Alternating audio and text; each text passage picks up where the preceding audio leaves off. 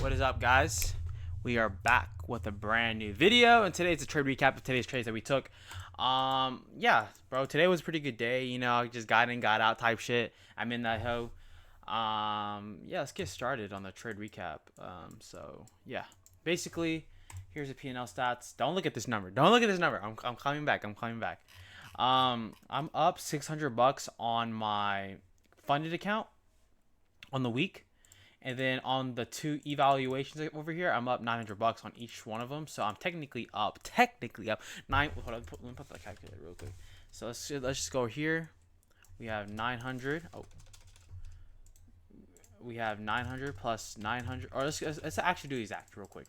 964 plus 964, and then over here plus 629 plus 629. I'm up $2,500 today overall, right? But the 600 is what really matters the most, right? Up on the account, but I'm still down in the funded account. Yeah, so let's get right to the trade recap. I made $2,500 today overall. So let's get started. Basically, going into the day here, I was pretty much bearish bias, and the reason why that was is because current order flow was bearish, and the reason why I say that was because we had a 4-hour fair value gap here. That means if we have fair value gaps, then more than likely, the order flow is bearish, right? So I was pretty much bearish bias going into the day. So then let's go here, go on the hourly, and then what I did was draw my midnight opening, right? This is the midnight opening, and then boom, market opens at 9:30. Right here, go the 15-minute time chart. Right here, market opens at 9:30, right? So then I'm like, okay, look, we're gonna go ahead and wait for this first 9:30 candle to manipulate or do whatever, right?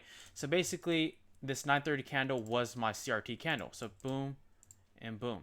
So each candle is in range, right? Almost all the time, 50% mark of the candle CRT range is guaranteed, right? Majority of the time, right? So I'm like, okay, look, we're above midnight opening. I'm bearish bias. Going to the hourly time chart here. We were also in this hourly volume imbalance here. And this technically is hourly fair value gap right here. Volume balance, hourly fair value gap, above midnight opening.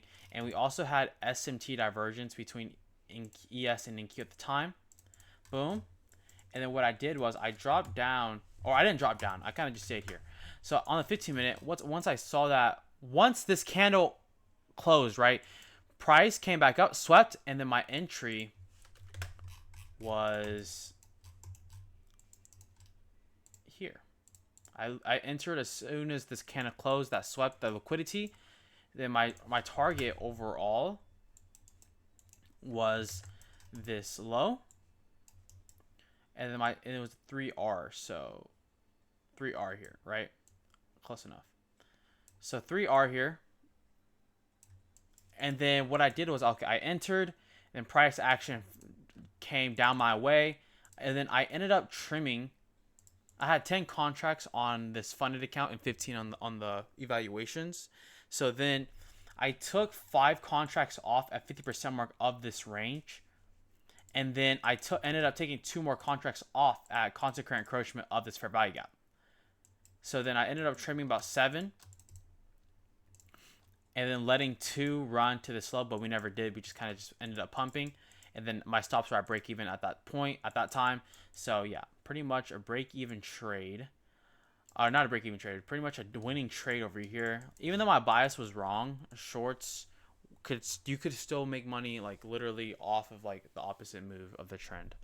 But it's not ideal, obviously. Of course I want to catch like the bottoms and like the overall bias, of course, but we can always get that. So yeah, that was the trade that we took. Let me show you guys the chart executions right here. I don't know why I said that. I don't know why it says this. Oh well, I sold 10 here. Hang on 1 minute here. It'll be more clear. I sold 10 here. I sold 10, wrote it down. I sold 5 here. Wait, 5, 6, 7, 8, 9. Oh, okay, wait, yeah. I've sold 7 here at constant current encroachment of this wick, or of this area. Right here.